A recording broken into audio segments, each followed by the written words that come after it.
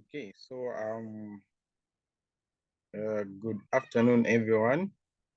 I hope you are all okay. Okay, so today we are going to continue with our revisions for the 2022 final exam paper for section B. Okay, and this one is math 1100. Okay, oh, I mean not math. I mean this is chemistry 1000. Okay, chemistry 1000 section B, the 2022 final exam. Okay, so for the 2023 final exams, I'm still making the solutions. Okay, so I'll make sure that next week we'll revise the 2023 paper before you write your supplementary exams. Okay, so we're just going to do these 10 questions in this session. Okay, and this is section B. Okay, so I will explain how to find all these. So if you have any question, you are free to just unmute yourself and then you can ask. Okay, so we begin with question 1. Okay, we begin with the question 1. Okay, so our question 1 there states that how many molecules are there in 1.5 moles of sulfur dioxide? You can see here that they've even given us the formula for sulfur dioxide. Okay, so they want how many molecules are in this 1.5 moles of sulfur dioxide.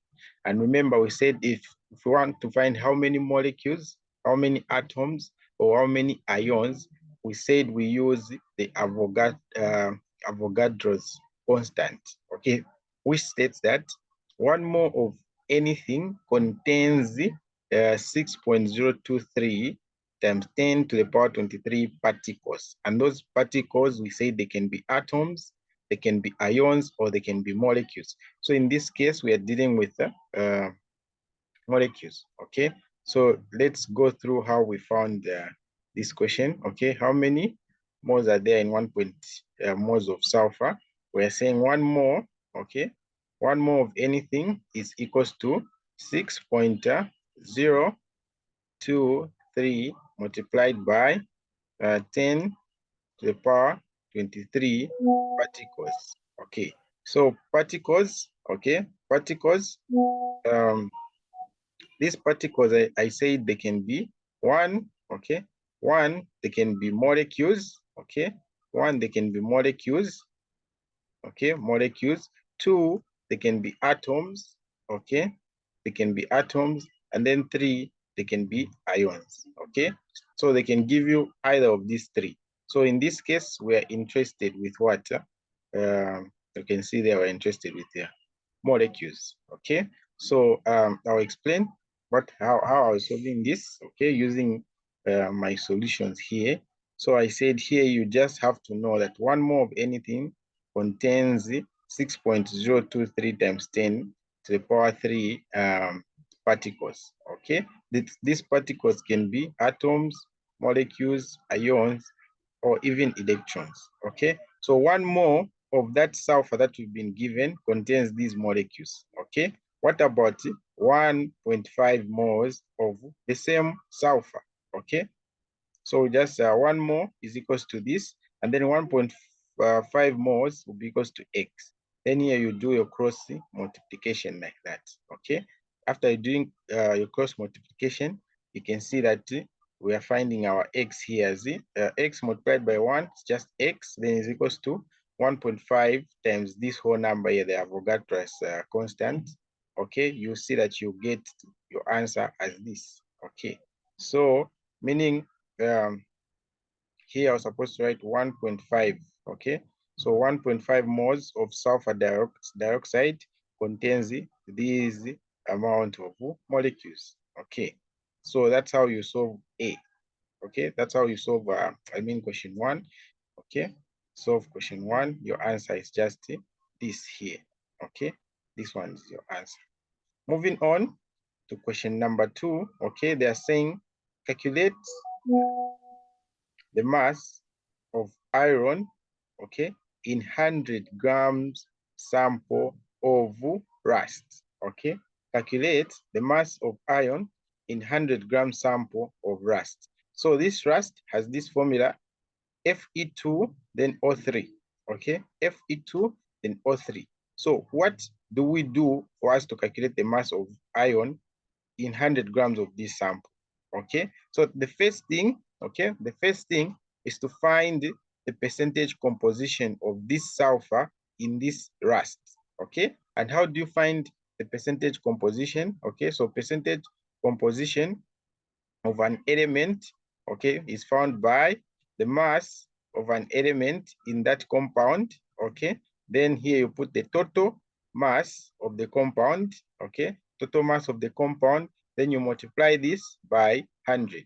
Okay, that's how you get your percentage composition. Okay, so after you get now the percentage composition, okay, let's say for example you get the percentage composition of iron, okay, of iron. Some say iron, some say iron. Okay, the percentage of this element iron in this rust, okay, let's say for example you get 10%.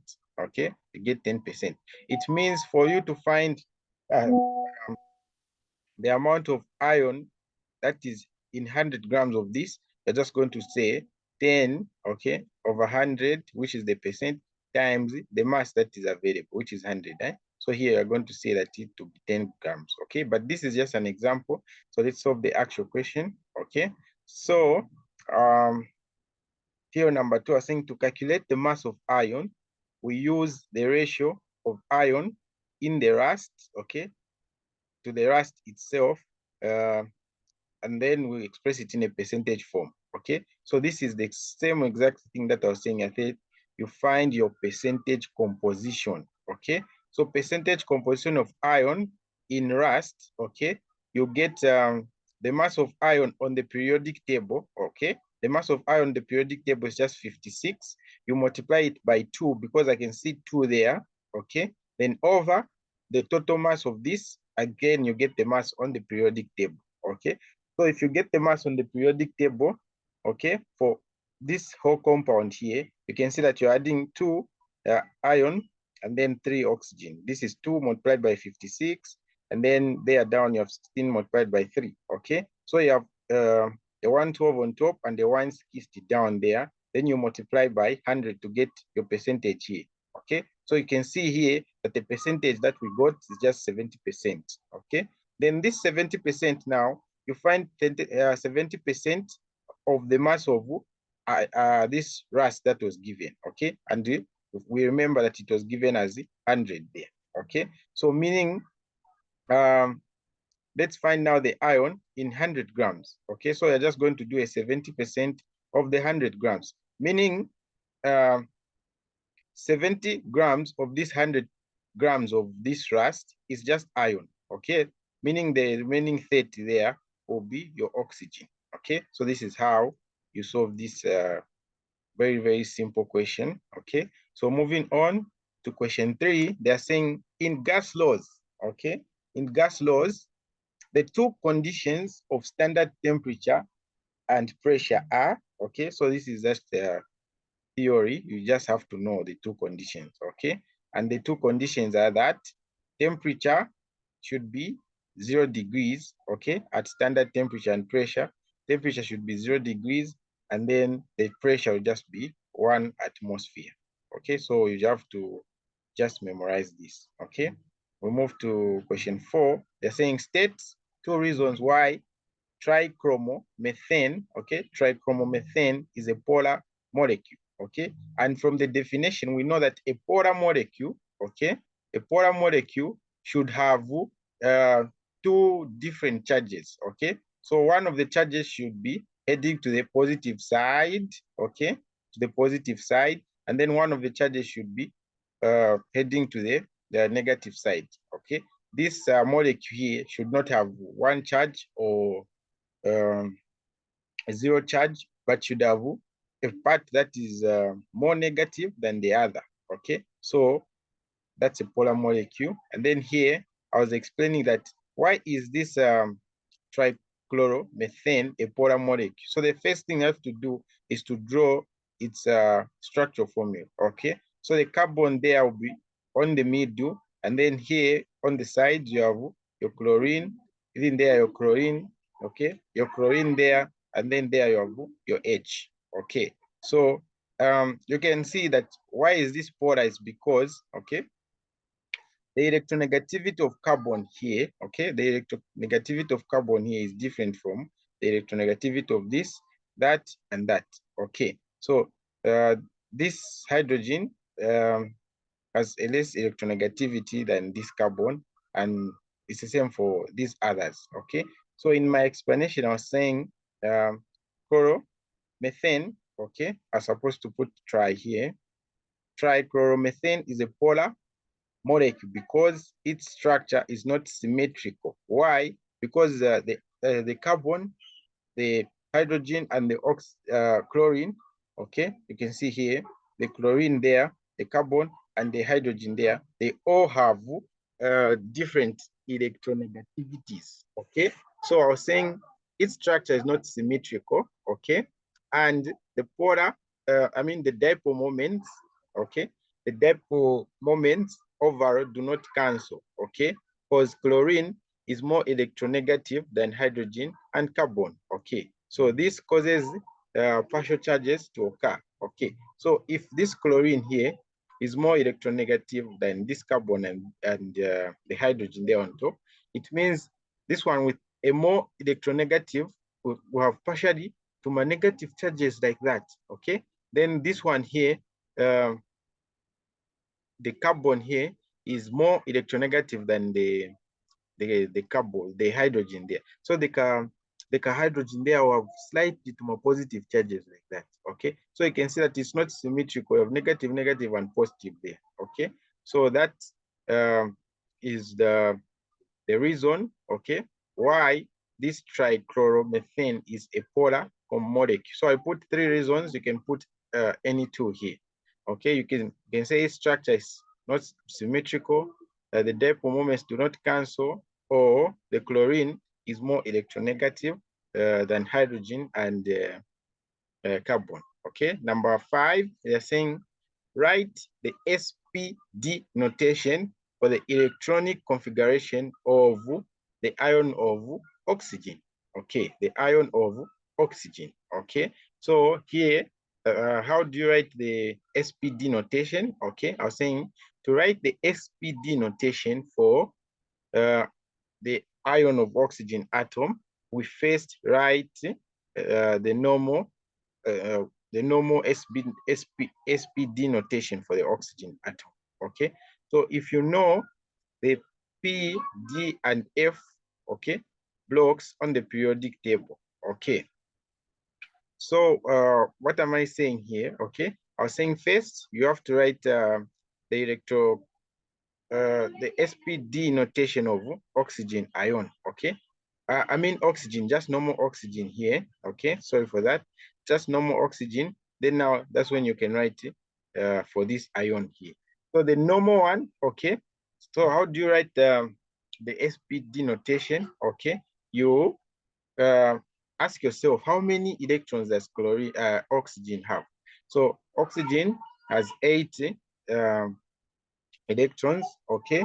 And how many are in the first shell, okay? How many are in the first shell? In the first shell, you only have 2 there, okay? Then in the second shell, okay, in the second shell is where you have the rest of the 6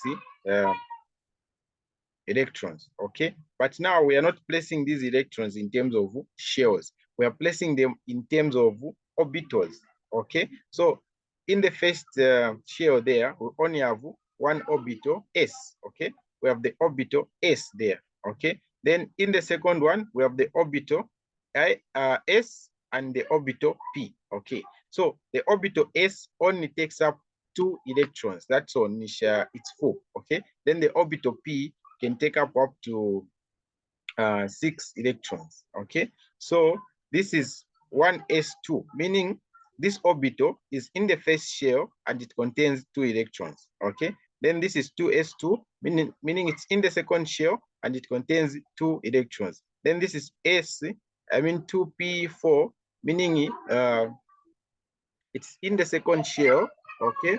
but in the p orbit.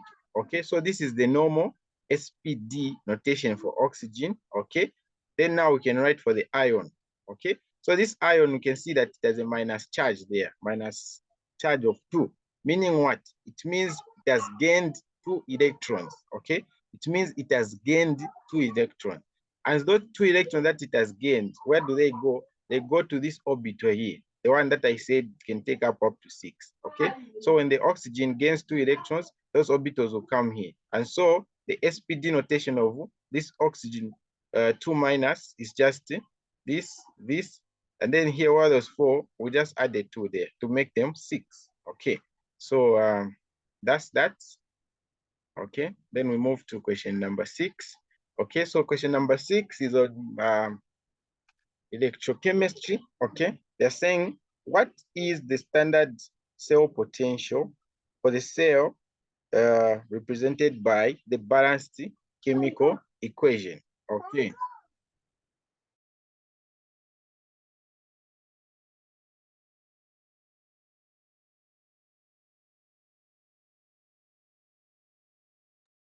Okay, so I was saying we find the cell potential for this cell here.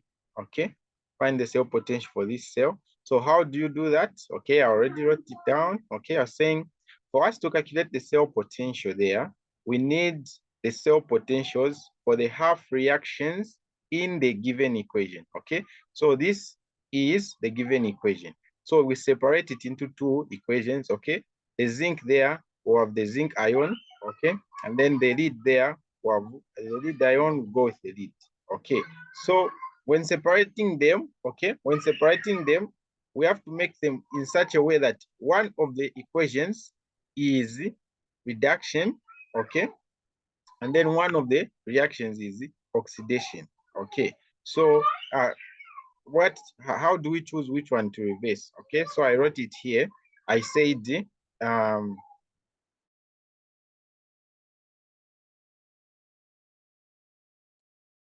okay, so I said, for you to know which one to reverse, okay, you reverse the reaction with a less positive potential, okay? So these values here, as you can see them, okay, for these reactions, they are always given to you in a table or in the question, okay? So don't worry at where did I get this, where did I get this?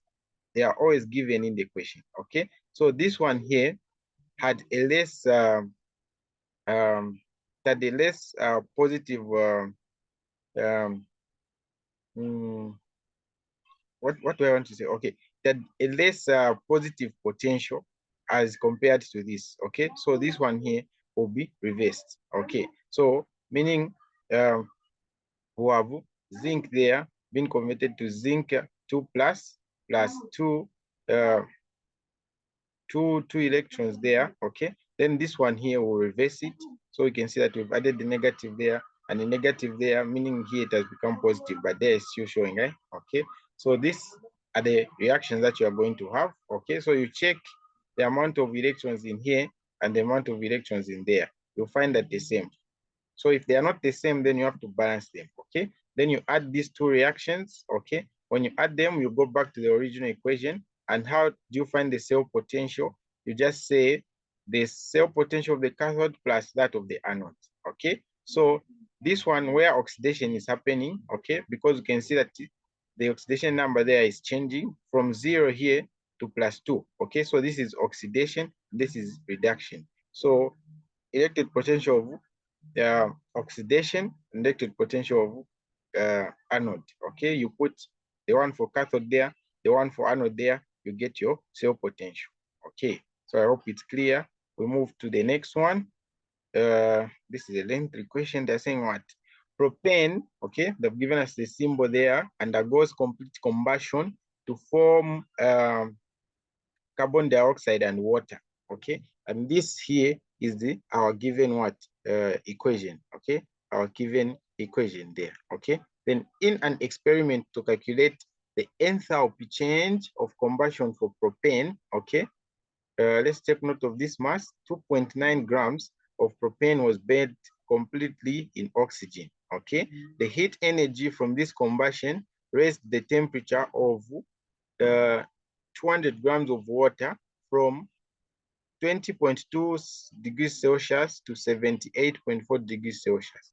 The heat capacity of water they have given us there, okay? Calculate the heat energy transferred to raise the temperature of 200 grams of water from this number to that number, okay? So this is simple. We just have to know the formula and the value that we've been given, okay? So to calculate the heat transferred, we use the formula, this one, okay? So Q is the heat transferred.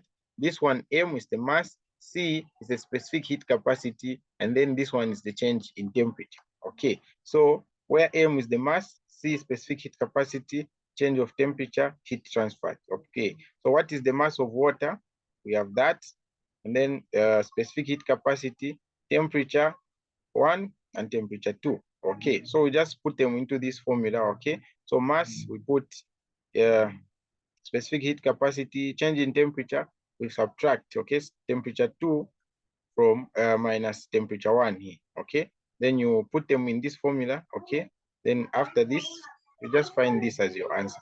You can also convert this into kilojoules, just divide this by 1000, and then you get your answer, okay? So you can see that this one is very simple as long as you know this formula here, okay? So we move to question 8, okay? They are saying calculate the value for the enthalpy change of combustion of propane in question 7, okay? Include a sign and units to your answer.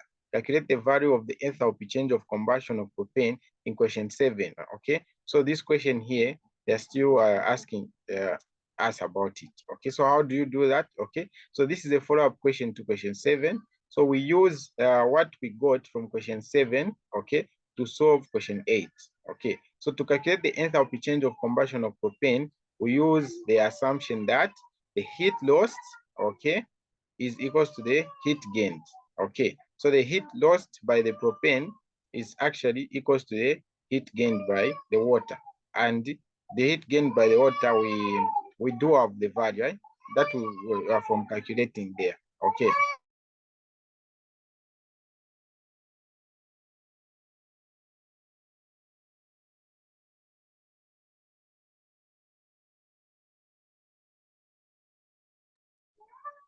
Okay, so it's for the heat for the water there, okay? The heat for the water there, you can see that we found it there, okay? So that's what we are going to use, okay?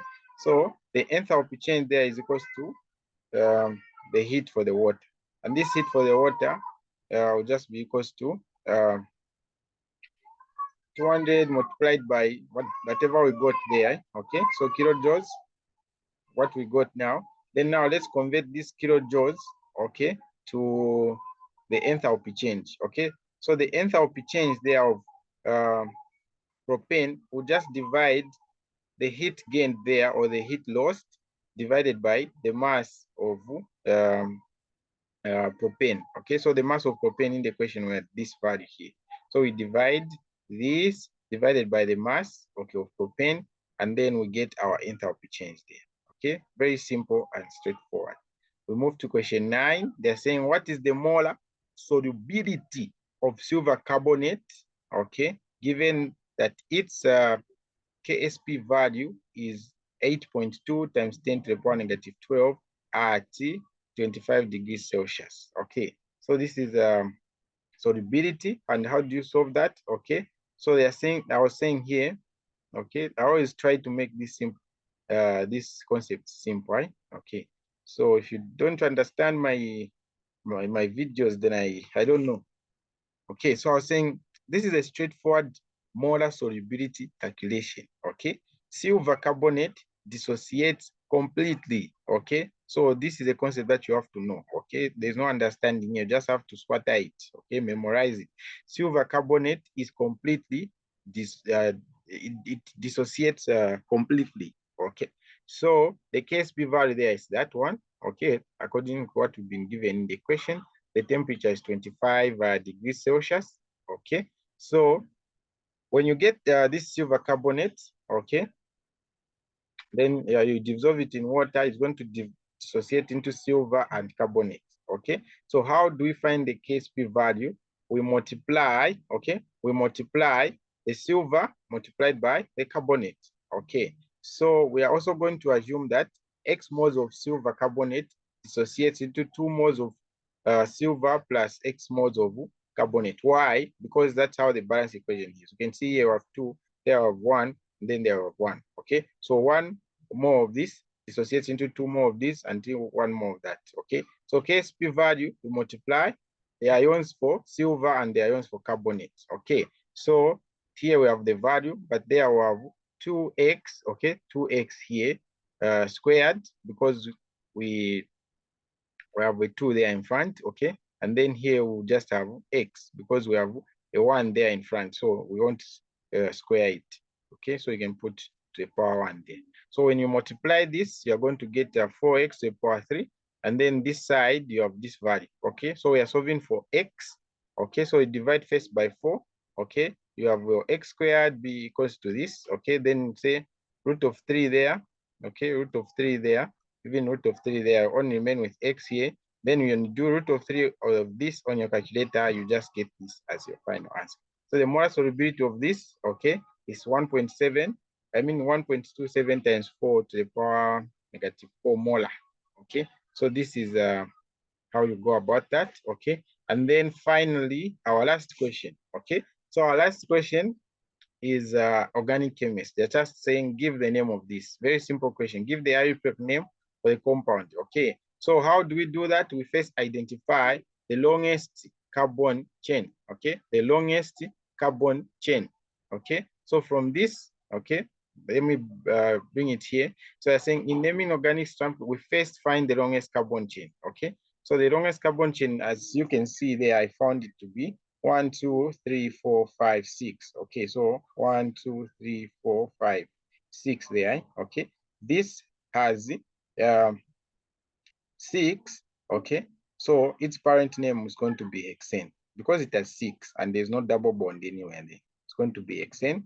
Okay, then after that, okay, after that, now you have to pick the longest carbon chain which has more branches. Okay, so if you pick this one, 1, 2, 3, 4, 5, 6 there, you can see that how many branches does it have? It has 1 branch there and then another branch there. So it has 2 branches. Okay, let's count 1, 2, 3, 4, 5, 6. How many branches? 1. Okay, then you have your 2 branch there, and then you have your 3 branch there. Okay, let's count 1, 2, 3, 4, 5, 6.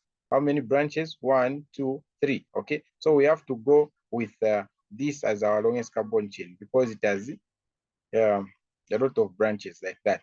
Okay, so meaning we have this branch here, and then we have that branch there, and then we have that branch here.